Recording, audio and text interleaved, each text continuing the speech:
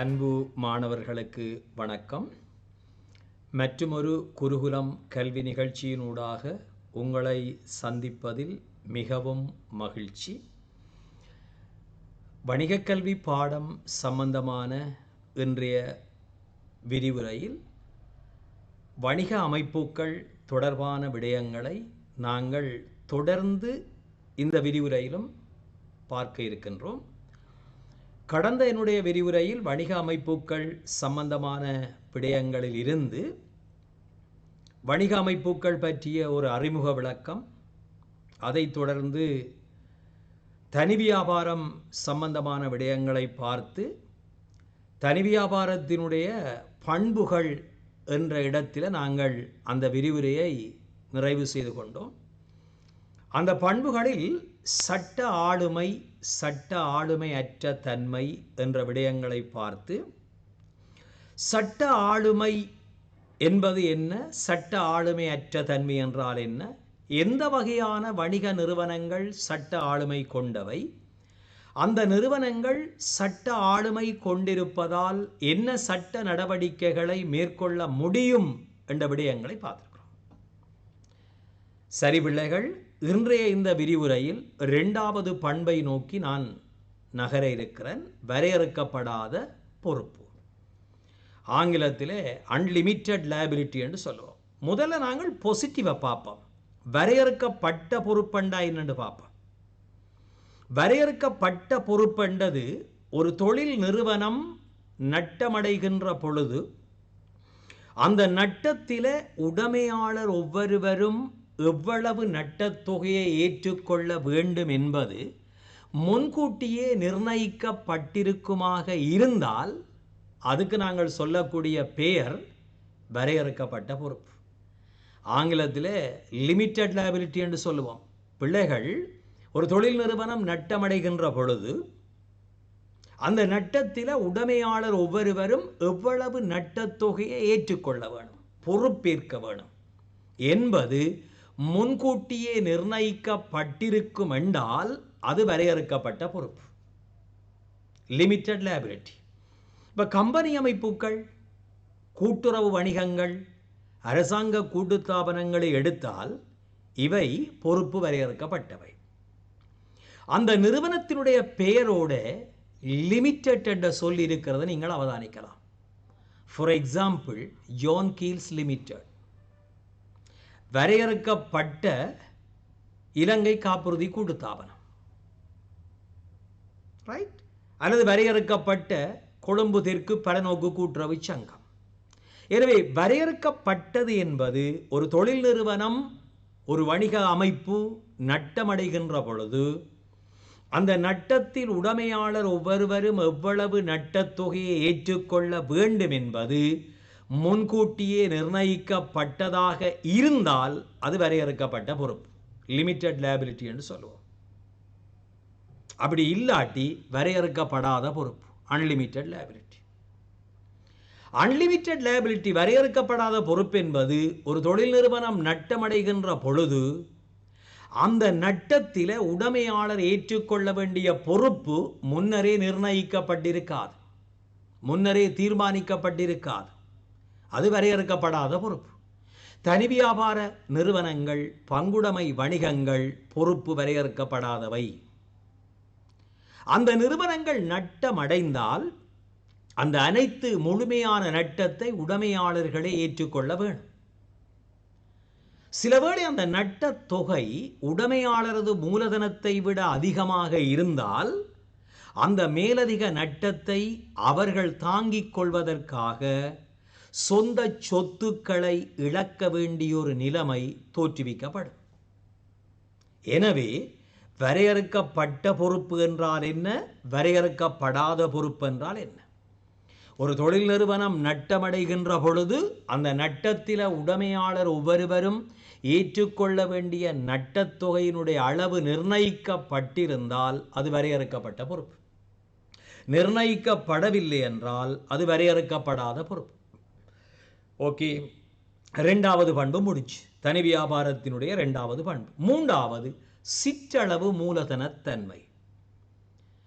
ஒரு தனி வியாபார நிறுவனத்தில் உங்களுக்கு தெரியும், மூலதனம் என்பது தனியொரு நபரால் மட்டும் இடப்படும்.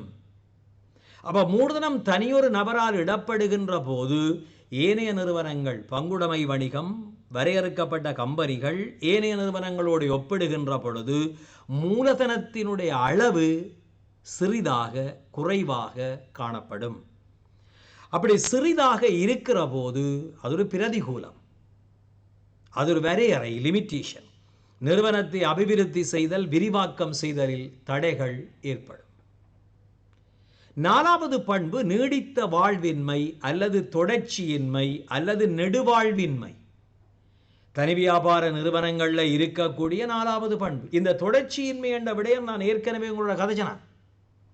ஒரு தனி வியாபார நிறுவனத்தின் உடைமையாளர், இது பங்குடைமைக்கும் பொருந்தும், ஒரு பங்குடைமையினுடைய உடைமையாளர் மரணமடைந்தால் அல்லது நிதி அடிப்படையில் முறிவடைந்தால் அல்லது சித்த சுவாதீனமடைந்தால் அந்த நிறுவனம் தொடர்ந்து இயங்கும் தன்மையினை இழந்துவிடும்.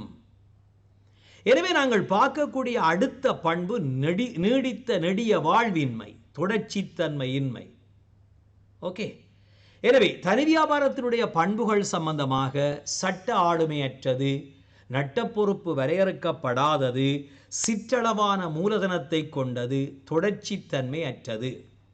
இதில் சட்ட ஆளுமையற்றது என்பது தனி வியாபாரம், பங்குடைமை, அரசாங்க திணைக்களம் 3க்கும் பொருந்தும். சட்ட ஆளுமை அற்றது. அரசாங்க திணைக்களங்களும் சட்ட ஆளுமை அற்றவை. திணைக்களங்களின் பெயரில் சட்ட நடவடிக்கை மேற்கொள்ள முடியாது. திணைக்கள அதிகாரியின் பெயரில் தான் சட்ட நடவடிக்கைகள் மேற்கொள்ளப்படலாம். அதேவேளை கம்பெனிகள், கூட்டுறவு நிறுவனங்கள், அரசாங்க கூட்டுத்தாபனங்கள் சட்ட ஆளுமை உடைய நிறுவனங்கள். 2வது வரையறுக்கப்படாத பொறுப்பு எடுத்து பார்த்தீங்கள் என்றால் தனி வியாபாரம், பங்குடைமை வணிகங்கள் பொறுப்பு வரையறுக்கப்படாதவை.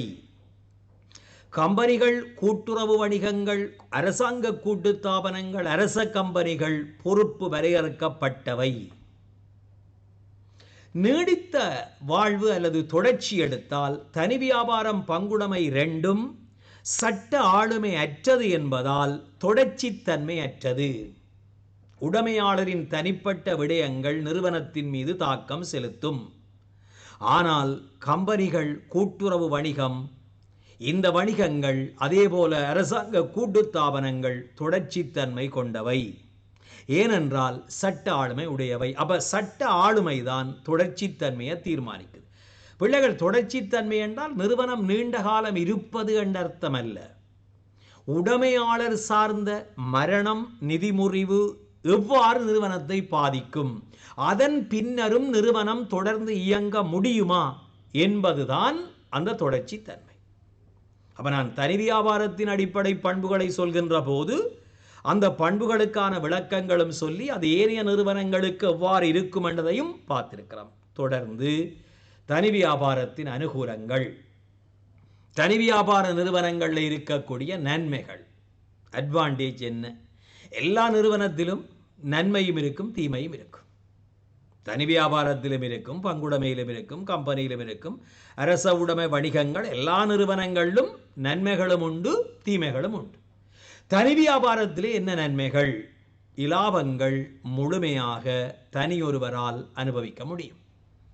பங்குடைமையில் என்று பார்த்தீங்கள் என்றால், அப்போ நான் கம்பேர் பண்ணி கதை கேட்கல உங்களுக்கு அது இன்னும் ஈஸியாக இருக்கும் என்றதால கம்பேர் பண்ணுறேன். பங்குடைமையில் மேக்சிமம் 20 பங்காளர்கள் இருக்க முடியும்.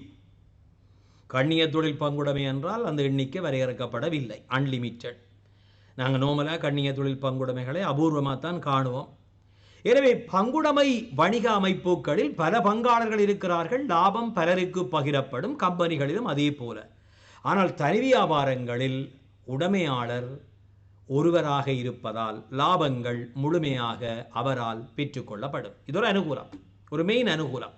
தனி வியாபாரங்களை அதிகமாக விரும்பி உருவாக்குறதுக்கு அதான் காரணம். நன்மைகளை முழுக்க அனுபவிக்கலாம்.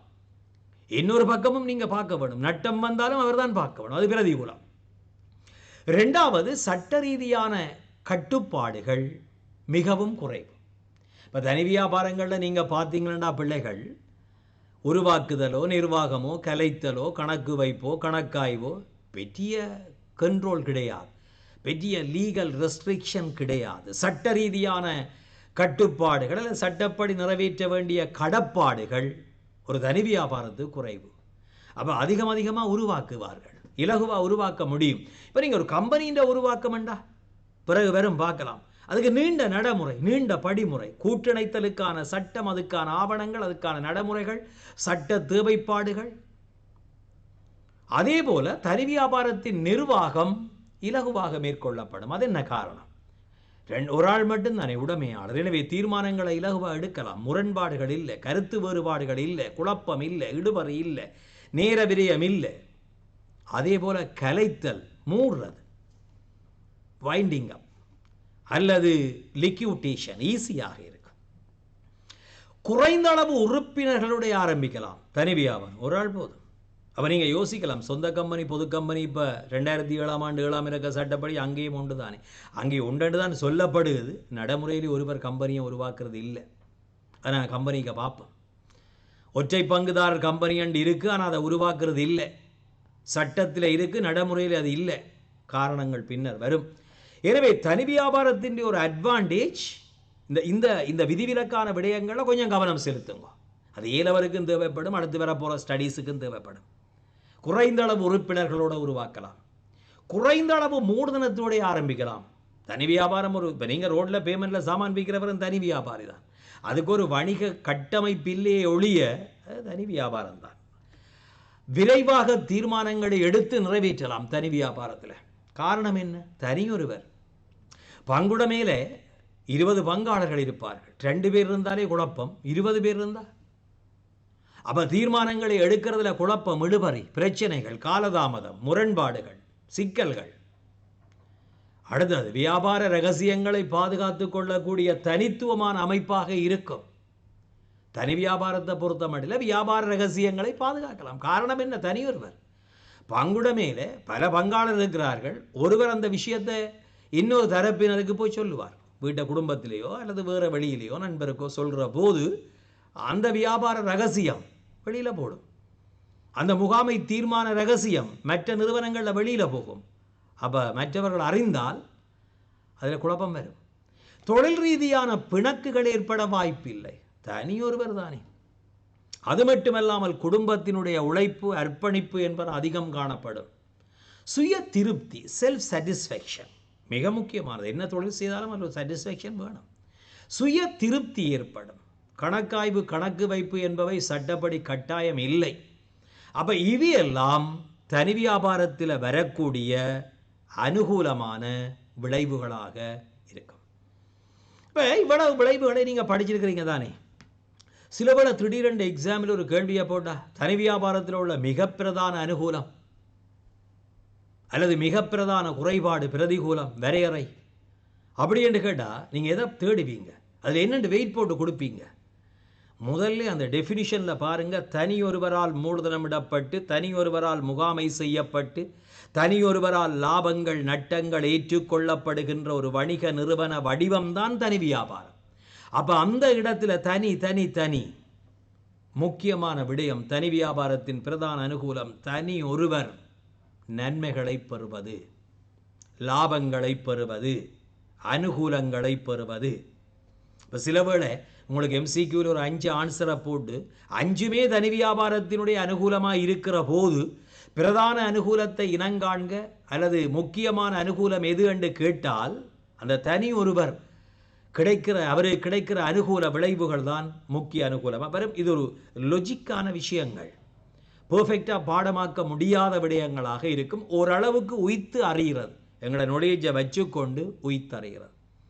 தனி வியாபாரத்தினுடைய பிரதிகூலங்கள், வரையறைகள், லிமிட்டேஷன்ஸ் அல்லது டிஸ்அட்வான்டேஜஸ் என்ன? ஒன்று சட்ட ஆளுமை அற்றது. ஏற்கனவே நாங்கள் முதல் விரிவுரையில் இதை பார்த்திருக்கிறோம். சட்ட ஆளுமை அற்றது. சட்ட ஆளுமை தனி வியாபாரத்துக்கு இல்லை என்றால் நிறுவன பெயரை பயன்படுத்தி சட்ட ரீதியான நடவடிக்கைகளை மேற்கொள்ள முடியாது.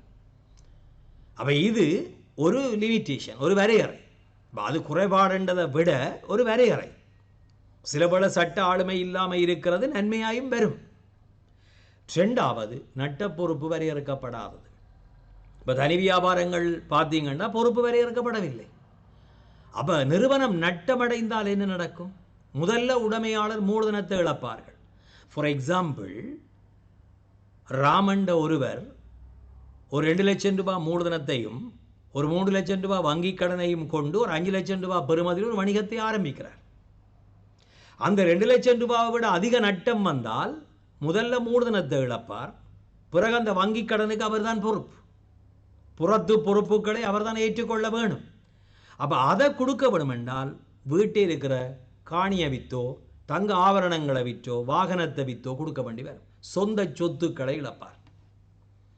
அப்போ தனி வியாபாரங்களில் நட்ட பொறுப்பு வரையறுக்கப்படவில்லை என்பது ஒரு வரையறை, ஒரு பிரதிகூலம். நட்ட பொறுப்பு வரையறுக்கப்படாதிருக்கும். மூலதன பற்றாக்குறை காணப்படும்.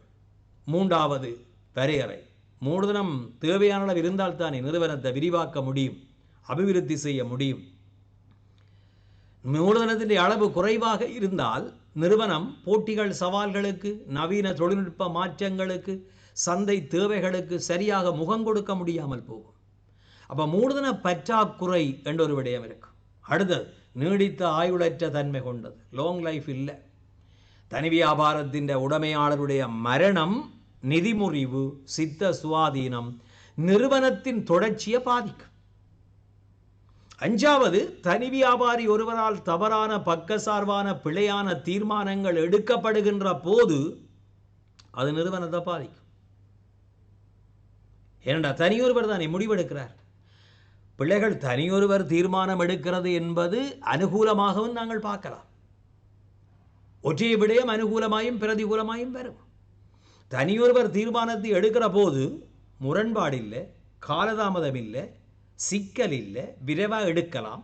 ஆனால் அந்த தீர்மானம் அந்த நபருடைய, அந்த தனி வியாபாரியினுடைய அறிவு, அனுபவம், அவருக்கு இருக்கக்கூடிய ஆளுமை என்பவற்றால் மட்டுப்படுத்தப்படும். சிலவேளை தவறான பிழையான பக்கசார்பான முடிவுகளை அவர் எடுத்து விடுவார்.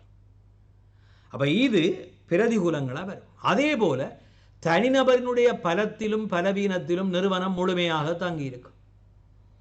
பங்குடைமையை பொறுத்தமட்டில் ஒரு 4 பேர் 5 பேர் 10 பேர் சேருகிற போது ஒவ்வொருத்தருக்கும் வெவ்வேறுபட்ட தேர்ச்சிகள், திறமைகள், அனுபவங்கள், ஆற்றல்கள் இருக்கும். ஆனால் தனி வியாபாரத்தை பொறுத்த மட்டில் ஒருவர் அவர்கிட்ட இருக்கக்கூடிய பலவீனம் முழுமையான நிறுவனத்தை பாதிக்கும். அடுத்தது, தனி வியாபாரியினுடைய நடத்தை நிறுவனத்தின் மீது நேரடியான பாதிப்பினை ஏற்படுத்தும். இப்போ உதாரணத்துக்கு ஒரு தனி வியாபாரி நல்ல மனப்பாங்கு கொண்டவர், மற்றவருக்கு உதவக்கூடியவர், அன்பா உரையாடக்கூடியவர், நல்ல கம்யூனிகேஷன் ஸ்கில் அவருக்கு இருக்கும், தன்னுடைய வாடிக்கையாளர் உறவுகளோட நல்ல உறவை பேணினால் அது பாசிட்டிவாக இருக்கும் நிறுவனத்துக்கு. அதேவேளை ஒரு தனி வியாபாரியை பொறுத்த மட்டில் ஒரு குடிப்பழக்கம் உள்ளவர் அல்லது ஒரு பொருத்தமற்ற நடத்தை கொண்டவர் என்றால் அதுவும் நிறுவனத்தை பாதிக்கும். அப்போ தனி வியாபாரியின் நன்னடத்தை நிறுவனத்துக்கு சாதகம், ஒரு தனி வியாபாரியினுடைய துர்நடத்தை நிறுவனத்துக்கு பாதகம். அதே போல சட்ட பாதுகாப்புகள் குறைவாக இருக்கும். தனி வியாபாரத்தை பொறுத்த மட்டில் சட்ட ரீதியான பாதுகாப்புகள் குறைவு. இப்போ கம்பெனியோடு ஒப்படைக்க சட்ட ரீதியான கட்டுப்பாடுகள் குறைவென்று சொல்லலாம், அது அனுகூலம். அந்த கட்டுப்பாடு குறைவென்பது பாதுகாப்பை பாதிக்குது. ரைட். அதே போல தனி வியாபாரம் சம்பந்தமான விடயங்களை இதுவேளை நாங்கள் பார்த்து முடிச்சிருக்கிறோம். பிள்ளைகள், அப்போ நாங்கள் பார்த்து கொண்டிருக்கிற தலையங்கம் வணிக அமைப்புகள். வணிக அமைப்புகள் என்ற தலையங்கத்துக்கு கீழே கடந்த விரிவுரையிலும் இன்றைய தொடர்ச்சி விரிவுரையிலும் பிள்ளைகள் நாங்கள் பார்த்திருக்கிற விடயம் தனி வியாபாரம் அல்லது தனியாள் உடைமை. தொடர்ந்து நாங்கள் பார்க்க போகிற அடுத்த விடயம் பங்குடைமை அல்லது பங்காண்மை. ஆங்கிலத்தில் பார்ட்னர்ஷிப் என்று சொல்லுவோம். பங்குடைமை அல்லது பங்காண்மை, பார்ட்னர்ஷிப் என்றா என்ன? 2வது, தனியார் துறை வணிகம். இந்த தனி வியாபாரத்தில் சில டிஸ்அட்வான்டேஜஸ் இருந்ததை நீங்கள் பார்த்துருப்பீங்க, குறைபாடுகள். தனியொருவர் மூலதனம் இடுவார், தனியொருவர் முழு நட்டங்களையும் சுமக்க வேண்டி வரும், தனியொருவர் நிர்வாகத்தில் ஈடுபடுவதால் தவறான பிழையான பக்கசார்பான முடிவுகள் எடுக்கப்படும், இப்படியான குறைபாடுகளை நிவர்த்தி செய்யறதுக்காக அறிமுகப்படுத்தப்பட்ட இன்னொரு வணிக நிறுவன வகை பங்குடைமை அல்லது பங்காண்மை. கைத்தொழில் புரட்சிக்கு முன்னர் இந்த பங்குடைமை அல்லது பங்காண்மை என்ற அமைப்புகள் இருந்தாலும் கூட கைத்தொழில் புரட்சி, இங்கிலாந்திலே ஏற்பட்ட கைத்தொழில் புரட்சிக்கு பின்னர் இந்த பங்குடைமை வணிகங்கள் ஒரு சட்டபூர்வமான வணிகமாக மாற்றம் பெற்றது. பங்குடைமை என்றால் என்ன? இந்த பங்குடைமைக்கான வரவிலக்கணம் பிள்ளைகள் 1890ஆம் ஆண்டு இங்கிலாந்து பங்குடைமை கட்டளை சட்டத்தின்படி சொல்லப்படுகிறது. பார்ட்னர்ஷிப் என்றா என்ன? பிள்ளைகள், பங்குடைமை என்பது ஒரு உறவு, ஒரு தொடர்பு, ரிலேஷன்ஷிப். பங்குடைமை என்பது ஒரு உறவு. யாருக்கிடையிலான உறவு? நபர்களுக்கிடையிலான உறவு. பங்குடைமை வணிகம் என்றால் அது நிறுவனம், பங்குடைமை என்றால் அது உறவு. இந்த சொற்களையும் மிக நிதானமாக, இந்த சின்ன சின்ன சொற்கள்ல எல்லாம் கேள்விகள் கேட்பார்கள். லாபம் என்றா என்ன, லாபத்தன்மை என்றா என்ன? எக்ஸாம் ஃபைனல் பேப்பர் கேள்வி சும்மா ஒரு எக்ஸாம்பிளுக்கு சொன்னான். இப்போ நாங்கள் 2 அதை பார்த்து வச்சிருக்கிறோம். லாபம், லாபத்தன்மை 2 அறிஞ்சு வச்சிருப்போம். 2 வேறு வேறு. விற்பனை வருமானத்திலேருந்து செலவுகளை கழிச்சா லாபம், ப்ராஃபிட்.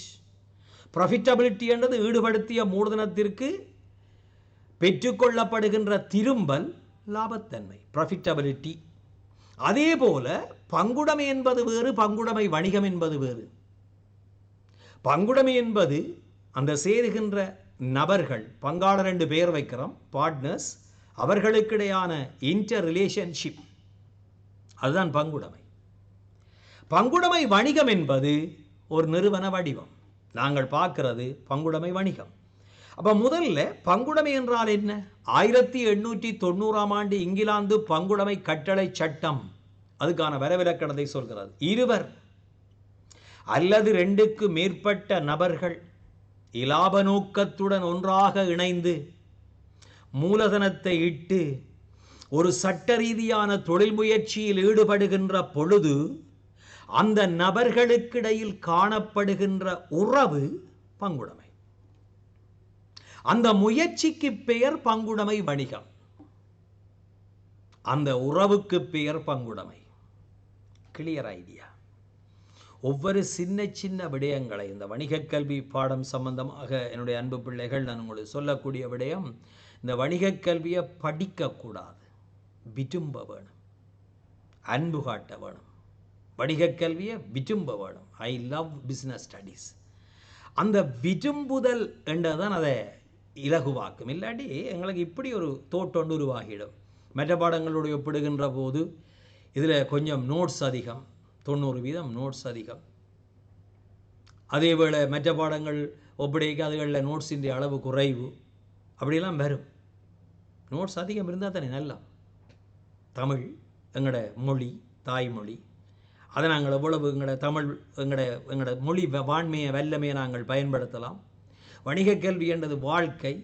நாங்கள் வாழ்க்கையில் சந்திக்கிற சம்பவங்கள், அனுபவிக்கிற விடயங்கள், எங்களுடைய எதிர்காலம் எல்லாமே வணிக கல்வி. ஒரு எக்ஸாம் பேப்பர் கேள்வி ஒன்று இருந்தது, நீங்கள் அதை அறிய வாய்ப்பில்லை நான் நினைக்கிறேன். ஒரு மிக நீண்ட காலத்துக்கு முதல் வந்த கேள்வி, வணிக கல்வியை கற்பதனால் ஒரு மாணவன் பெற்றுக்கொள்ளும் நன்மைகள் 4 தருக. ஃபைனல் எக்ஸாம் பேப்பர் கேள்வி. வணிக கல்வி வாழ்க்கை. நீங்கள் நாளைக்கு ஒரு தொழில் செய்ய போகிறீங்களா, அதுக்கு சப்போர்ட் பண்ணும். ஒரு முயற்சியாளரை வரப்போகிறீங்களா, அதுக்கு சப்போர்ட் பண்ணும். ஒரு முகாமையாளரை வரப்போகிறீங்களா, அதுக்கு சப்போர்ட் பண்ணும். ஒரு நல்ல நுகர்வோராக இருக்க போகிறீங்களா, அதுக்கு சப்போர்ட் பண்ணும். ஒரு நல்ல தலைமைத்துவத்தை செய்ய போகிறீங்களா, அதுக்கு சப்போர்ட் பண்ணும். Business studies is life, right? எனவே நான் இந்த சொன்ன வந்த விடயத்தை மீண்டும் ஒரு தடவை உங்களுக்கு அழுத்தம் திருத்தமாக சொல்கிறேன். பங்குடைமை என்பது வேறு, பங்குடைமை வணிகம் என்பது வேறு. பங்குடைமை என்றால் என்ன? 2 நபர்கள் அல்லது 2க்கு மேற்பட்ட நபர்கள் இலாப நோக்கத்துடன் ஒன்றாக இணைந்து மூலதனத்தை இட்டு ஒரு சட்ட ரீதியான தொழில் முயற்சியில் ஈடுபடுகின்ற பொழுது அந்த நபர்களுக்கிடையில் காணப்படுகின்ற உறவு, தொடர்பு பங்குடைமை. அந்த முயற்சி பங்குடைமை வணிகம். இலங்கையில் நீங்கள் பார்த்தீங்கள் என்றால் பல்வேறுபட்ட வகையான பங்குடைமைகள் இருக்கிறது. பங்குடைமைகளின் பேரை பார்த்தீங்கன்னா அண்ட் சன்ஸ், அண்ட் பிரதர்ஸ் என்றெல்லாம் வரும். இது பங்குடைமை வணிகம். Ram and sons, Kumar and brothers, and company. Company என்றது note company, and company limited என்று வராது. அண்ட் கம்பெனி, கம்பெனி என்றால் கம்பானியன், நண்பர்கள் என்று வரும். இந்த பேரில் வரக்கூடிய எல்லாமே பங்குடைமையாக இருக்கும். ரைட். தொடர்ந்து பங்குடைமைக்கான வரவிலக்கணத்தை தொடர்ந்து இந்த பங்குடைமைகள் சம்பந்தமான இன்னொரு சட்டத்தை இங்கே லிங்க் பண்ண வேண்டியிருக்கு. 2007ஆம் ஆண்டு 7ஆம் இலக்க கம்பெனி சட்டம். அந்த சட்டத்தினுடைய 519வது சரத்து சொல்கிறது, ஒரு பங்குடைமையில் இருக்கக்கூடிய பங்காளர் உச்ச எண்ணிக்கை 20. ஒரு பங்குடைமையில் இருக்கக்கூடிய பங்காளற்ற இழிவெண்ணிக்கை 2. ஆக குறைந்த எண்ணிக்கை 2. இது இங்கிலாந்து பங்குடைமை கட்டளை சட்டம் சொல்கிறது. ஒரு பங்குடைமையில் இருக்கக்கூடிய உச்ச அளவு, அதிகூடிய அளவு எண்ணிக்கை 20.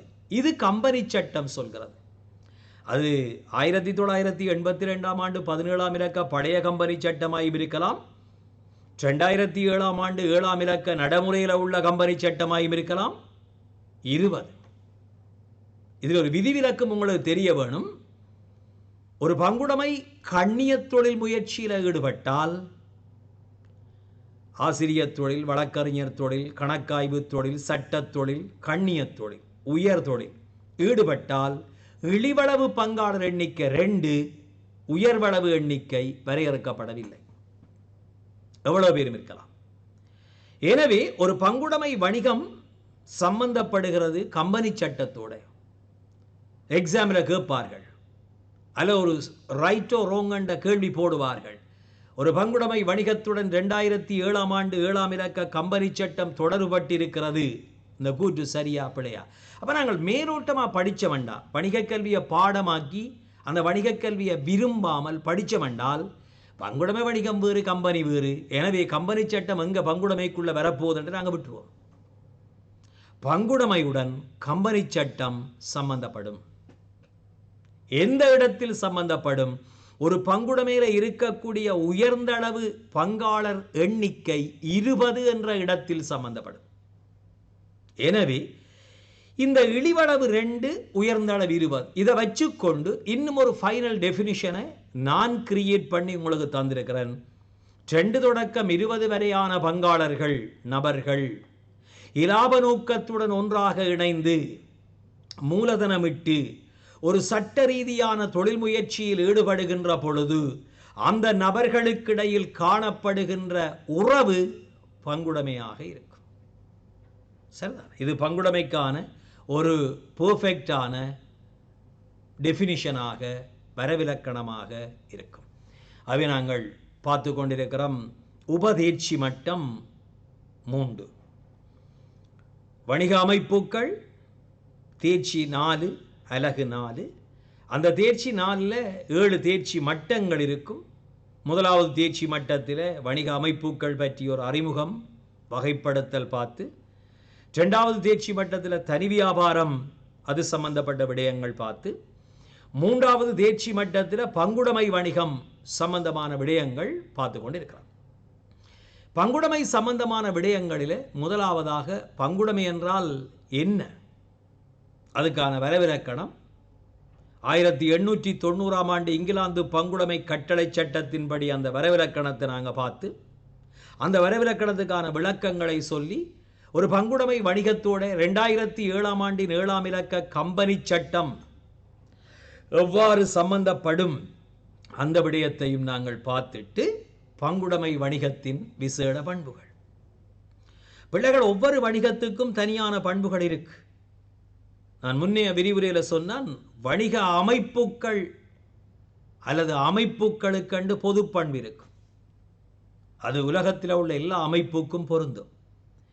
பிறகு தனி வியாபாரத்துக்கென்று தனியான பண்புகள் பார்த்திருக்கிறான். முதல் விரிவுரையில் பங்குடைமைக்கென்று விசேட பண்புகள். அந்த பங்குடைமையினுடைய பண்புகளில், விசேட பண்புகளில் முதலாவது இலாப நட்ட பகிர்வுக்கான ஒரு இணக்கப்பாடு அல்லது ஒரு உடன்பாடு காணப்படும்.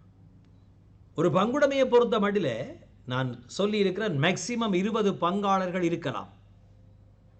ஒரு பங்குடைமையில் மேக்சிமம் 20 பங்காளர்கள் இருக்கலாம் என்றால் அங்கே லாபம் தனியொருவரால் எடுக்கப்பட மாட்டாது. அப்போ அந்த பங்காளர், ஃபார் எக்ஸாம்பிள், ஒரு பங்குடைமையிலே ஒரு 5 பங்காளர் இருக்கணும். அந்த 5 பேருக்கு இடையில எப்படி லாபம் பகிரப்பட வேணும்? மூலதன விகிதாசாரமா அல்லது வேறு ஒரு விகிதாசாரமா? ஏதோ ஒரு அடிப்படை ஒன்று வரும். அந்த லாப நட்ட பகிர்வுக்கான ஒரு உடன்பாடு, ஒரு இணக்கப்பாடு காணப்படும். இல்லாவிட்டால் முரண்பாடு வரும். இணக்கப்பாடு இல்லையோ எதிர்காலத்தில் முரண்பாடு வரும். முரண்பாடு வந்தால் எங்களுக்கு தெரியும், பங்குடைமைகள் சட்ட ஆளுமை அற்றவை, தனி மனித நடத்தை நிறுவனத்தை பாதிக்கும். இரண்டாவது, ஏதேனும் ஒரு வணிகம் ஒன்றாக இருக்கும். ஏதேனும் ஒரு வணிகம், ஒரு உற்பத்தி சார்ந்த வணிகமாக இருக்கலாம். ஃபார் எக்ஸாம்பிள், ஒரு ஆடை தொழிற்சாலை 4 பேரால் சேர்ந்து உருவாக்கப்படுது. அல்லது ஒரு உணவகமாக இருக்கலாம், ஒரு 4 பேர் சேர்ந்து உருவாக்குறார்கள். ஒரு சேவை வணிகமாக இருக்கலாம். ரைட்?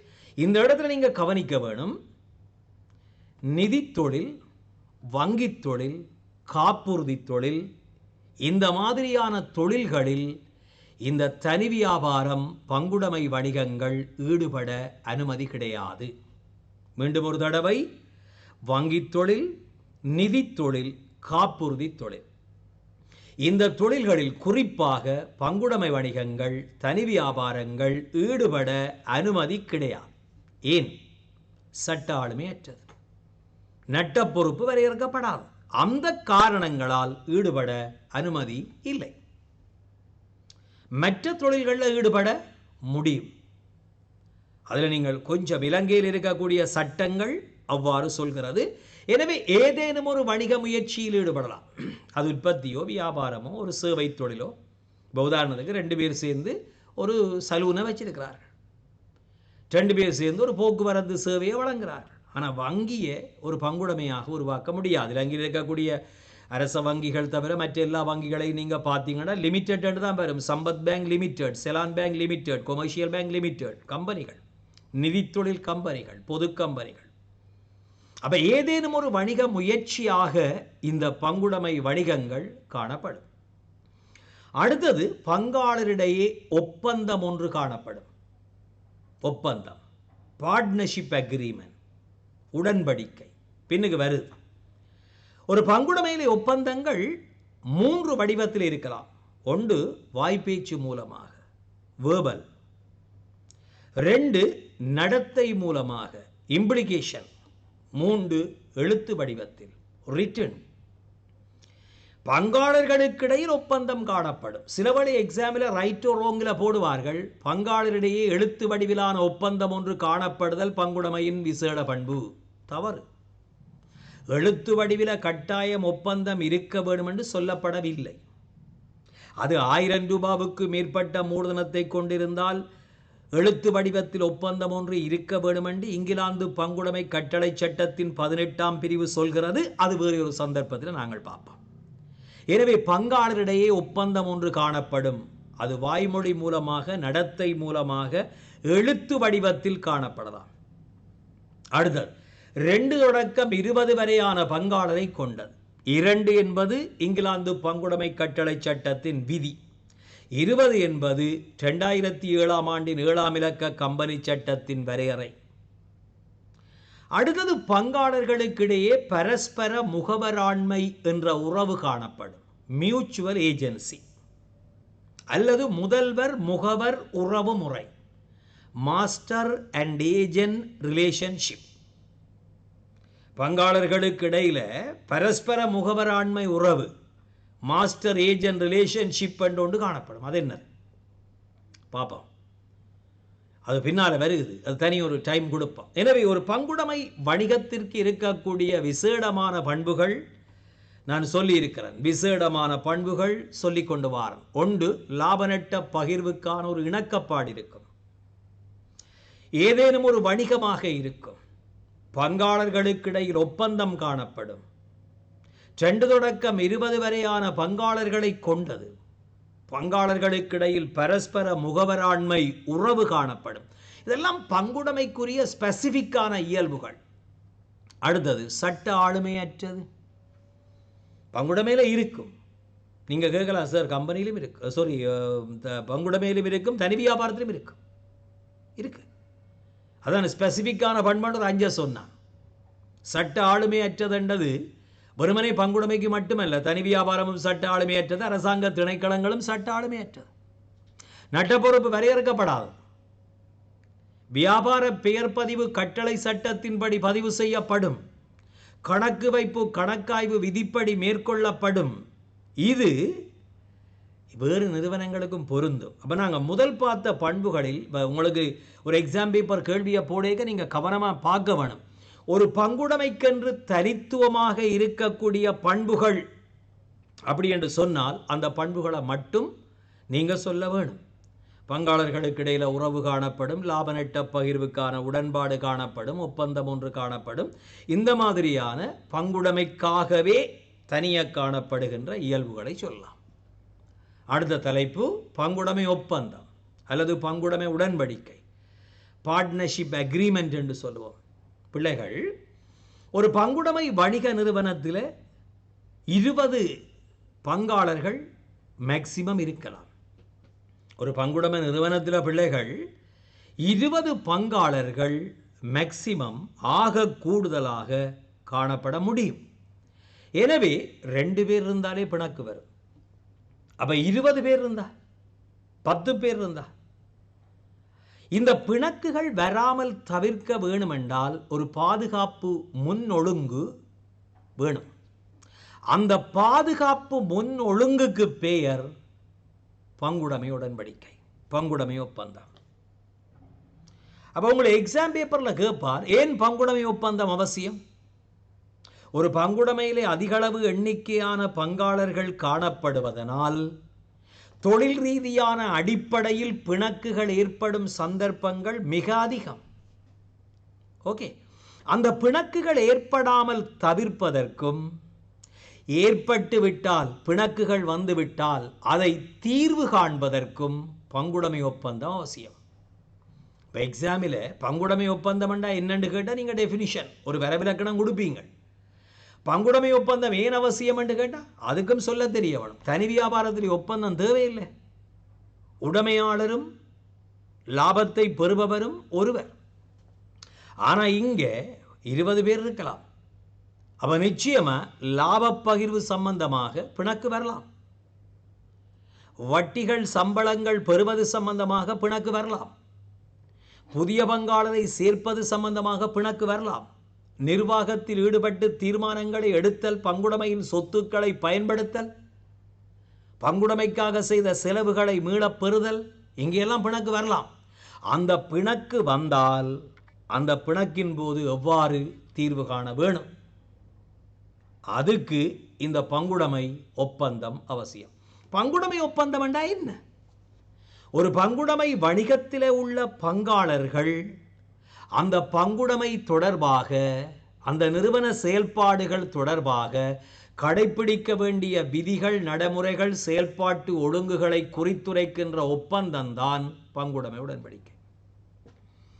ஒரு பங்குடைமை வணிகத்தில் உள்ள பங்காளர்கள் அந்த பங்குடைமை சம்பந்தமாக கடைபிடிக்க வேண்டிய விதிகள், எவ்வாறு லாப நட்டம் பகிரப்பட வேணும், யார் யார் நிர்வாகத்தில் ஈடுபட முடியும், அதுக்கு சம்பளம் இருக்கா இல்லையா, புதிய பங்காளரை எவ்வாறு சேர்ப்பது, பங்குடைமைக்காக செய்த செலவுகளை எவ்வாறு மீளப் பெறுவது.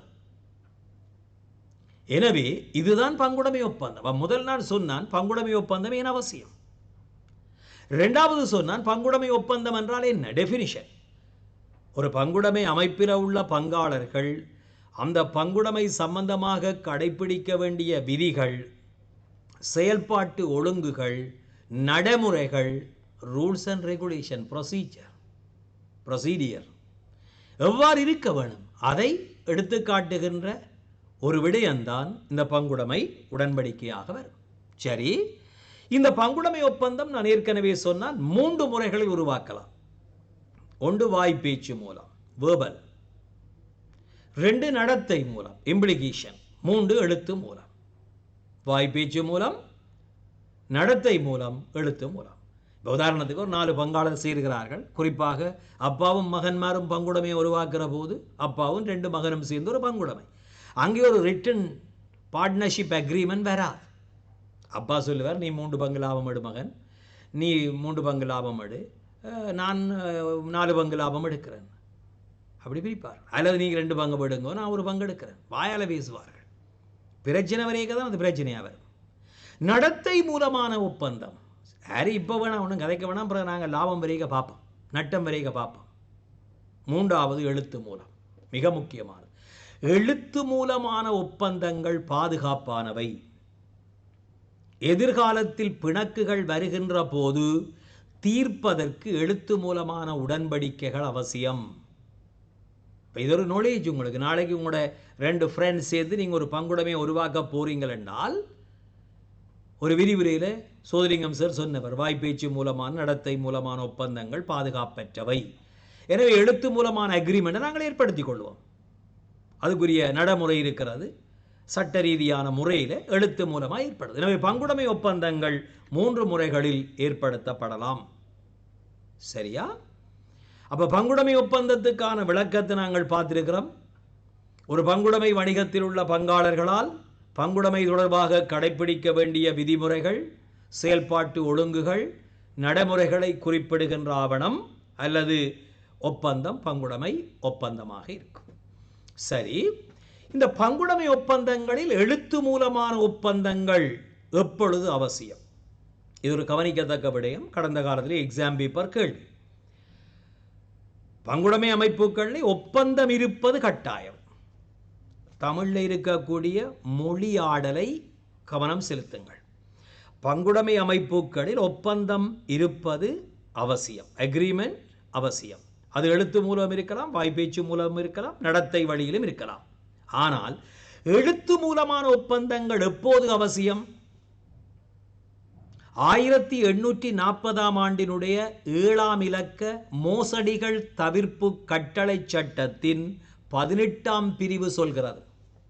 மீண்டும் ஒரு தடவை, 1840ஆம் ஆண்டின் 7ஆம் இலக்க மோசடிகள் தவிர்ப்பு கட்டளை சட்டத்தின் 18ஆம் பிரிவு சொல்கிறது, ஒரு பங்குடைமையினுடைய ஆரம்ப மூலதனம் 1000 ரூபாவுக்கு மேற்பட்டதாக இருந்தால் எழுத்து மூலமான ஒப்பந்தம் கட்டாயம். யதார்த்தத்துக்கு நாங்கள் வருவோம் பிள்ளைகள். 1840 என்றது 150 வருஷத்துக்கு முதல், 170 வருஷத்துக்கு முதல். அன்றைக்கு 1000 ரூபாய்ன்றது ஒரு பெரிய காசு. இன்றைக்கு 1000 ரூபாய்ன்றது பங்குடைமைக்கு பெட்லோக்கே வாங்கிடலாது. எனவே நிச்சயமாக எல்லா பங்குடைமையிலும் மூலதனத்தினுடைய அளவு 1000க்கு மேலே தான் இருக்கு. எனவே மறைமுகமாக இந்த சட்டம் என்ன சொல்லுதென்றால், பங்குடைமையில ஒரு ஒப்பந்தத்தை வச்சுக்கொள்ளுங்க. ஒப்பந்தத்தை வச்சுக்கொண்டால் பிணக்குகள் வந்தால் அந்த பிணக்குகளுக்கு தீர்வு காண ஒரு வழி உண்டு. இல்லையோ பங்குடைமையை முடிவுறுத்த வேண்டி வரும். யதார்த்தத்தை புரிஞ்சு கொள்ளுங்கள். அப்ப சட்டம் என்றது ஒரு பக்கம், நடைமுறை சாத்தியம் என்றது இன்னொரு பக்கம்.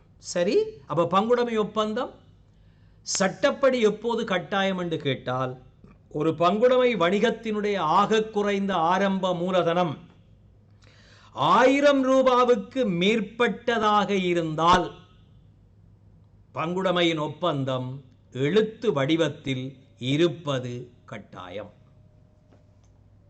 இது யார் சொல்றது? 1840ஆம் ஆண்டு 7ஆம் இலக்க மோசடிகள் தவிர்ப்பு கட்டளை சட்டத்தின் 18ஆம் பிரிவு. இந்த ஆண்டுகள் இலக்கங்கள் இந்த வணிக அமைப்புகளுக்குள்ள கொஞ்சம் சட்டங்கள் வரும்போது வரும். சிலபடி ஆண்டுகள் இலக்கங்களுக்கு புள்ளிகள் வழங்குறது இல்லை. ஒரு ஃபைனல் எக்ஸாம் பேப்பரில் இந்த வியாபார பேர் பதிவு கட்டளை சட்டம் கேட்டபோது அந்த சட்டத்தினுடைய ஆண்டு 1918 இலக்கம் 6 என்று போட்டாக்களுக்கு 1 புள்ளியும், சட்டத்தினுடைய ஆண்டு போடாதாக்கள் இலக்கம் போடாதாக்கள் 1/2 புள்ளியும் வழங்கப்படுது. அப்போ அது ஏன் ரிஸ்க் எடுப்பார்? நாங்கள் ஆண்டையும் இலக்கத்தையும் கொடுத்துருவோம். அது புள்ளி கிடைக்கிறது கிடைக்காது வேறு பிரச்சனை, பெர்ஃபெக்டாக செய்துடுவோம். சரி, இந்த பங்குடைமை உடன்படிக்கையில் என்ன தகவல்கள் காணப்படும்? ஒரு பார்ட்னர்ஷிப் அக்ரிமெண்டில் என்ன தகவல்கள் இருக்கும்? முதலாவது, பங்குடைமை பற்றிய அடிப்படை தகவல்கள். பங்குடைமையின் பெயர் என்ன, முகவரி என்ன, என்ன தொழில், நோக்கம் என்ன, அமைவிடம் என்ன, the basical information of partnership business, வணிகத்தினுடைய அடிப்படை தகவல். இப்போ அதுக்குரிய விண்ணப்பத்தில் அதை நீங்கள் பார்க்கலாம். இந்த விண்ணப்பங்களை நீங்கள் அதுக்குரிய டவுன்லோட் பண்ணி பார்க்குற வசதிகள் இருக்குது, பாருங்கள். பங்காளர்களின் பெயர் விவரம். ஒரு பங்குடைமையில் எத்தனை பேர் வரப்போயிடும், ஒரு 6 பேர் வரையணும். அவைன்ற பெயர் என்ன, விவரங்கள், அவைன்ற பெயர், முகவரி, தொழில், அந்த மாதிரியான விஷயங்கள், பர்சனல் விஷயங்கள் வரும். பங்காளர்களின் மூலதன பங்களிப்பு விகிதம். இந்த பங்குடைமையில் மூலதனத்தை 3 விதமாக இடலாம். அக்கவுண்ட்ஸ் படிக்கிற பிள்ளைகள் கண்டிப்பாக இந்த விடயத்தில் நீங்கள் அவதானிப்பீங்கள். பணமாக போடலாம். இப்போ ஏபிசி என்ற 3 பேர் பங்குடைமை உருவாக்குறார்கள். ஒரு ஆள் 50,000, ஒரு ஆள் 25,000, மற்றாள் 25,000. இது பணமாக. சொத்துக்களாக இடலாம். ஒரு பங்குடைமையில் ஒரு பங்காளராக சேர்றார், பணம் இல்லை. அவர் சொல்கிறார், என்னுடைய ஒரு கட்டிடம் இருக்குது, அதை நீங்கள் பங்குடைமைக்கு பயன்படுத்துங்க, ஆனால் எனக்கு ஒரு லாபம் தாங்க. இன்னொருவர் சொல்கிறார், என்னுடைய ஒரு விநியோக வேன் இருக்குது, அதை நீங்கள் டெலிவரிக்கு யூஸ் பண்ணுங்க, பொருள் விநியோகத்துக்கு, அதுக்கு ஒரு சின்ன லாபம் தாங்க. அப்போ இங்கே பங்குடைமையில் பங்காளராக சேரும் போது காணியோ, கட்டிடமோ, வாகனமோ, இயந்திரமோ, உபகரணமோ சொத்தாக தரப்படும். 3வது திறன், ஸ்கில். ஏபிசி ஒரு பங்குடைமை வச்சிருக்கணும். டி என்றவர் வந்து சேர்றார். அவர் சொல்கிறார், நான் ஒரு சார்ட்டர்ட் அக்கவுண்டன்ட், அல்லது நான் ஒரு மார்க்கெட்டிங் மேனேஜ்மெண்ட் டிகிரி ஹோல்டர், நான் உங்களோட பங்காளராக வாரன், நான் மூலதனம் போட மாட்டேன், பட் இந்த ஸ்கில்லை நீங்கள் யூஸ் பண்ணுங்க, திறமையை யூஸ் பண்ணுங்க, அதுக்கு ஒரு 10% லாபத்தை தாங்கும். அப்போ பங்காளர்களின் மூலதன பங்களிப்பு விகிதம் என்பது பணமாக, சொத்துக்களாக, திறனாக பங்களிப்பு செய்யப்படலாம். அதே போல பங்குடைமை ஒப்பந்தத்தில் இருக்கிற அடுத்த விடயம் 4வது லாப நட்ட பகிர்வுக்கான விவரம். பங்குடைமையில் லாபங்கள் நட்டங்கள் எவ்வாறு பகிரப்படும், அது கண்டிப்பாக எழுத வேணும், கண்டிப்பாக உடன்படிக்கையில் வர வேணும். ஏன்னா பிரச்சனை வார இடமே அதுதான். லாபம் வந்தால் எவ்வளவு லாபத்தை நாங்கள் எடுக்க போகிறோம், நட்டம் வந்தால் எவ்வளவு நட்டத்தை தாங்க போகிறோம். அது ஒரு ரிஸ்கியான விடயம். அப்போ அது கட்டாயம் அந்த விடயம் அங்கே வர வேணும். அடுத்தது 5வது மூலதன வட்டி. இங்கிலாந்து பங்குடைமை கட்டளை சட்டத்தினுடைய 24ஆம் பிரிவு சொல்லுது, வட்டி வழங்கக்கூடாது. பற்றுகளுக்கு வட்டி, வட்டி அறவிடக்கூடாது சட்டம் சொல்லுது. கடனுக்கான வட்டி ஆண்டொன்றுக்கு 5%. இது 24ஆம் பிரிவு. ஆனால் நடைமுறையிலே அந்த விடயத்தை நாங்கள் ஃபாலோ பண்ணாமல் மூலதனத்துக்கு வட்டி கொடுப்போம். ஏனென்றா கூடுதல் மூலதனம் விட்டவரை என்கரேஜ் பண்ணுறதுக்காக பற்றுக்கு வட்டி அறவிடுவோம். சொந்த தேவைக்காக பொருளாக பணமாக பற்றினால் அதுக்கு வட்டி அறவிடுவோம். ஏன், பற்றெடுக்கிறது தடுக்கிறது. கடனுக்கு சிலவளை 5% விட கூட வட்டி கொடுப்பான், கூட கடன் எடுக்கிறது. அப்போ அந்த விடயங்கள் உடன்படிக்கையில் வரணும். பங்காளர்கள் நிர்வாகத்தில் ஈடுபடுகின்ற முறைகளும் அதற்கான சம்பளங்கள், கொடுப்பனவுகள், ஊக்கப்படுத்தல் கொடுப்பனவுகள் பற்றிய விவரம். சட்டம் என்ன சொல்லுதுன்னு பிறகு பார்ப்போம். ஒரு பங்குடைமைன்ற பங்காளர்கள், பொது பங்காளர் எல்லாரும் நிர்வாகத்தில் பங்கு பெறலாம். பொது பங்காளர் என்றது வரையறுக்கப்படாத பங்காளர், எல்லாரும் பங்கு பெறலாம். ஆனால் நிர்வாகத்துக்கு சம்பளம் இல்லை. இங்கிலாந்து பங்குடைமை கட்டளை சட்டத்தில் 24ஆம் பிரிவு சொல்லுது. நடைமுறையில் சம்பளம் வழங்கப்படும். ஏனென்றா தன்னை டைமை, ஸ்கில்லை கொடுக்கக்கூடிய ஒரு பங்காளருக்கு ஒரு கொடுப்பனவை வழங்க இல்லையென்றா அவர் ஆர்வமாக ஈடுபட மாட்டார், அவர் வரவும் மாட்டார். அதே போல் கணக்கு வைப்பு, கணக்காய்வு, கலைப்பு, பங்குடைமையில் எப்படி அக்கவுண்டிங், எப்படி ஆடிட்டிங், எப்படி நாங்கள் முடிவுறுத்த போகிறோம், எப்படி டெர்மினேட் பண்ண போகிறோம், இந்த விடயங்கள் இருக்கு. பங்காளர்களின் உரிமைகள், கடமைகள், ரைட்ஸ் அண்ட் டியூட்டிஸ், ரெஸ்பான்சிபிலிட்டிஸ் மிக முக்கியமான விடயம். எனவே இதுதான் ஒரு பங்குடைமை ஒப்பந்தத்தில் உள்ள தகவல்களாக இருக்கும். இப்போ இதில் தரப்பட்ட விடயங்கள் பிள்ளைகள் மெயின் பார்ட், முக்கியமான விடயம். பங்குடைமைக்கு பங்குடைமை ஒப்பந்தத்தில் இருக்க வேண்டிய கண்டென்ஸ் வேறுபடும். அது ஒரு கண்ணிய தொழில் பங்குடைமையில் நீங்கள் பார்த்தீங்கன்னா கண்டென்ஸ் வேறுபடும். கண்ணிய தொழில் பங்குடைமை நான் சற்று முன்னர் சொன்னான். கண்ணிய தொழில் பங்குடைமை என்பது வைத்திய தொழில், கணக்காய்வு தொழில், சட்டத் தொழில், இந்த மாதிரியான உயர் தொழில்கள் பெரும்பாலும் பங்குடைமைகளாகத்தான் உருவாக்கப்படும். பங்காளர் எண்ணிக்கை, உச்ச எண்ணிக்கை அன்லிமிட்டெட் என்று சொன்னான். கண்ணிய தொழில் பங்குடைமைகள் ஏன் அப்படி உருவாக்கப்படுதுன்னா வெவ்வேறுபட்ட திறன்களை கொண்டவர்கள் சேர முடியும். அதனால தான் கண்ணிய தொழில் 4 சார்ட்டர்ட் அக்கவுண்டன்ட் சேர்ந்து ஒரு ஆடிட் ஃபர்ம், வெவ்வேறுபட்ட ஸ்பெஷலிஸ்ட் டாக்டர்ஸ் 4 பேர் சேர்ந்து ஒரு மெடிக்கல் கிளினிக், ஒரு ஹாஸ்பிட்டல். அப்போ கண்ணிய தொழில் பங்குடைமைகளை பொறுத்த மட்டிலே அவ்வாறு வரும். எனவே அந்த பங்காளர்கள் சம்பந்தமான விடயம், நிர்வாகத்தில் ஈடுபடுதல், சம்பளம், கணக்கு வைப்பு, கணக்காய்வு, பங்காளர் சேர்தல் விலகுதல் தொடர்பான நடைமுறை. கண்டிப்பாக அது ஒரு விஷயம். என்னென்னா, ஒரு பங்குடைமை கலைத்தலுக்கு நான் இதை பற்றி கதைப்பேன். ஒரு பங்குடைமையில் பங்காளர் சேரும் போதும் விலகும் போதும் அதின் உறவில் மாற்றம் ஏற்படும். பங்குடைமை என்பது உறவு தானே. எனவே பங்காளர் வந்து சேருகின்ற போதும் ஏபிசி பங்குடைமையில 3 பேர் இருக்கணும், டி வந்து சேர்ந்தால், அல்லது ஏபிசி இருக்கணும், சி விலகி போனால், ஒரு பங்குடைமையில பங்காளர் சேரும் போதும் பங்காளர் விலகும் போதும் நிறைய சிக்கல் வரும், உறவு மாற்றம். அப்போ லாப பகிர்வில் மாற்றம் வரும். ஒப்பந்தம் முக்கியமான விடயம். அந்த இடத்துல அந்த நடைமுறை எழுதப்பட வேணும். அடுத்தது பங்காளற்ற உரிமைகள், கடமைகள், rights and responsibilities or duties கண்டிப்பாக வர வேணும். எனவே ஒரு பங்குடைமை ஒப்பந்தம் சம்பந்தமான விடயங்கள் நாங்கள் பார்த்து கொண்டிருக்கிறோம். ஒரு பங்குடைமை வணிகத்தில் பங்குடைமை ஒப்பந்தம் இல்லாத போது, ஒரு பங்குடைமையில் மெயினான இடம், இதை நீங்கள் கவனிக்க வேணும். இது அக்கவுண்டிங் பாடத்திலும் வரக்கூடிய வந்த விடயம், என்னுடைய அனுபவத்தில் நான் பார்த்த விடயம். பங்குடைமை ஒப்பந்தம் என்றால் என்ன, அது ஏன் அவசியம், ஒப்பந்தம் ஏற்படுத்தப்படும் முறைகள் என்ன, ஒப்பந்தத்தில் காணப்படுகின்ற தகவல்கள், உள்ளடக்கங்கள், விடயங்கள் என்ன. அடுத்தது நாங்கள் பார்க்கிறோம், ஒரு பங்குடைமை ஒப்பந்தம் இல்லையேண்டா. இப்போ நான் முதலே சொன்ன மாதிரி ஒரு அப்பாவும் 2 மகனும் சேர்ந்து ஒரு பங்குடைமையை உருவாக்கினால், அல்லது ஒரு 4 அண்ணன் தம்பி சேர்ந்து ஒரு பங்குடைமையை உருவாக்கினால், அல்லது 3 நண்பர்கள் சேர்ந்து ஒரு பங்குடைமையை உருவாக்கினால் ஒப்பந்தம் வச்சுக்கொள்றது இல்லை. அப்படியான ஒரு சந்தர்ப்பத்தில் பிணக்கு வந்தால் எப்படி தீர்க்கிறது? பங்குடைமையிலே ஒப்பந்தம் இருக்க வேணும். மோசடிகள் தவிர்ப்பு சட்டமும் சொல்லுது, நடைமுறையும் அதுதான். ஆனால் இல்லை, பிணக்கு வந்தால் எப்படி தீர்க்கலாம்? அதுக்கு 3 வழி இருக்கு. ஒன்று, நடுவர் தீர்ப்பு. ஒரு பங்குடைமையில 4 பங்காளர் என்றா அந்த 4 பேரையும் விட்டுட்டு வெளியிலிருந்து ஒரு எக்ஸ்பர்ட், ஒரு நியாயமானவர், நீதியானவர், துறை சார்ந்த அறிவுள்ளவரை வச்சு நடுவர் தீர்ப்பு, ஆர்பிட்ரேஷன். 2வது, நீதிமன்றத்துக்கு போறது. அது பங்குடைமையை கலைக்கிற கடைசி கட்டமாக இருக்கும். இலகுவான வழி 1890ஆம் ஆண்டு இங்கிலாந்து பங்குடைமை கட்டளை சட்டத்தின் 24ஆம் பிரிவு. மிக முக்கியமான விடயம். இது பிசினஸ் ஸ்டடீஸிலும் கேள்வி பிள்ளைகள் 2-3 டைம்ஸ் நான் பார்த்துருக்கிறேன். Final paper, last 10 years paper எடுத்து நீங்கள் ஒரு ஆய்வு செய்தீங்கன்னா கண்டிப்பாக பிள்ளைகள், வணிக கல்வி படிக்கிற பிள்ளைகள் படிக்கிற போதே பாஸ் பேப்பர்களையும் செய்ய வேணும். இப்போ 2021 ஆக்களுக்கு இன்னும் ஒரு 7-8 மாதம் இருக்குது. 22 ஆக்களுக்கு பாடசாலை தொடங்கின நாட்களில் இருந்து கொரோனா அது இதெல்லாம் இந்த வகுப்புகள் நடக்காதால் நீங்கள் கூடுதல் அக்கறை செலுத்த வேணும். ஒரு விதத்தில் பார்த்தா சுய கற்றலுக்கான ஒரு சந்தர்ப்பம் உங்களுக்கு தரப்படுது.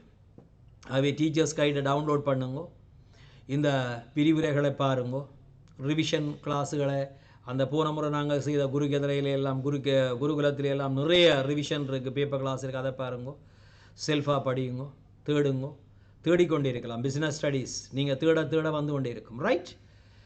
24ஆம் பிரிவு என்ன சொல்லுது? ஒரு பங்குடைமை அமைப்பில் ஒப்பந்தம் இல்லை என்றால், எழுத்து வடிவத்தில் இல்லை என்றால் 24ஆம் பிரிவை ஃபாலோ பண்ண வேணும். 24ஆம் பிரிவு என்ன சொல்லுது? ஒன்று, பங்காளர்கள் அனைவரும் மூலதனத்தினை சமமாக பங்களிப்பு செய்யலாம். மூலதனத்தினை சமமாக பங்களிப்பு செய்தால் பங்குடைமை கலைக்கிற போது மூலதனத்தினை சமமாக பெற்றுக்கொள்ள முடியும். கவனமாக இருக்கணுமா? பங்குடைமையில் மூலதனத்திற்கு சமனான பங்களிப்பு 3 பேர் இருக்கணும். ஏபிசி, ஏ 1 லட்சம் ரூபா, சேம் பி 1 லட்சம் ரூபா. சிக்கு சொல்ல முடியாது, நீங்கள் 2 லட்சம் எடுங்க 50,000 எடுங்க கொண்டு கூட்டி குறை சொல்ல முடியாது. அப்போ பங்காளர்கள் சமனாக மூலதனத்தை இடலாம், லாப நட்டம் சமனாக பகிரப்படும். ஓகே. 3வது, மூலதனத்துக்கு வட்டி இல்லை. அது நான் ஏற்கனவே சொல்லி போட்டேன். ஒரு பங்குடைமை வணிகத்தில் பங்காளர்கள் மூலதனத்தை போடுறது என்னதுக்கு? லாபம் பெறுவதற்கு. எனவே மூலதனத்திற்கு வட்டி இல்லை, பற்றுக்களுக்கு வட்டி இல்லை, அறவிடப்பட மாட்டாது. நடைமுறை வேறு. மூலதனத்துக்கு வட்டி அறவிடப்படும், பற்றுக்களுக்கு வட்டி அறவிடப்படும் என்பது நடைமுறை. அதே போல பங்காளர் பங்குடைமைக்கு மூலதனத்தை விட அதிகமாக கடன் கொடுத்தால் ஆண்டொன்றுக்கு 5% குறையாத வட்டி வழங்கப்படும். அடுத்த விடயம். அடுத்தது, பொது பங்காளர் அனைவரும் நிர்வாகத்தில் ஈடுபடலாம். பொது பங்காளர் என்பது யார்? வரையறுக்கப்படாத பங்காளர். அதை பற்றி நான் பிறகு ஒரு கதைப்பேன். ஆனால் நிர்வாகத்தில் ஈடுபடுவதற்கு சம்பளம் எதுவும் வழங்கப்பட மாட்டாது. நடைமுறை கணக்குகளை பார்க்க, பிரதிகளை எடுக்க, அதை பற்றி விசாரிக்க எல்லா பங்காளருக்கும் உரிமை உண்டு. ஒரு புதிய பங்காளரை பங்குடைமையில இணைத்துக் கொள்ளும் போது அனைத்து பங்காளற்றி அனுமதியும் அவசியம். ஓகே, இது ஒரு பங்குடைமை ஒப்பந்தம் எழுத்து வடிவத்தில் இல்லாத போது பங்காளர்கள் பின்பற்றக்கூடிய நடைமுறையாக இருக்கும். மூலதனத்தை சமனாக இடலாம், பங்குடைமை கலைக்கும் போது சமனாக பெறலாம். லாப நட்டம் சமன். மூலதனத்துக்கு வட்டி இல்லை, பற்றுக்களுக்கு வட்டி இல்லை. மூலதனத்தை விட அதிகமாக செலுத்தி இருக்கக்கூடிய பங்காளர் கடனுக்கு ஆண்டொன்றுக்கு 5% குறையாத வட்டி. 5% வட்டி அல்ல, 5% அதிகம். பங்காளர் அனைவரும் நிர்வாகத்தில் ஈடுபடலாம், பொது பங்காளர். ஆனால் நிர்வாக சம்பளம் இல்லை. கணக்குகளை எல்லாரும் பார்க்கலாம், பிரதிகளை எடுக்கலாம். எல்லா பங்காளருக்கும் அந்த உரிமை உண்டு. அந்த கணக்குகளை பற்றி விசாரிக்கலாம். புதிய பங்காளரை சேர்க்கும் போது அனைத்து பங்காளற்றி அனுமதியும் அவசியம். ஓகே, அப்ப இந்த விடயங்கள் ஒரு பங்குடைமை ஒப்பந்தம் இல்லாத போது 1890ஆம் ஆண்டு இங்கிலாந்து பங்குடைமை கட்டளை சட்டத்தின் 24ஆம் பிரிவு சொல்லும் விடயம். இந்த விடயம் அக்கவுண்டிங்கிலும் கேள்வி, பிசினஸ் ஸ்டடீஸிலும் கேள்வி. இந்த அளவில் இன்றைய விரிவுரையை நாங்கள் நிறைவு செய்வோம் பிள்ளைகள். அடுத்த விரிவுரையில் பங்காளர்களினுடைய வகைகள் என்ற தலையங்கத்தோடு நான் உங்களை மீண்டும் சந்திப்பேன். நன்றி, வணக்கம் பிள்ளைகள்.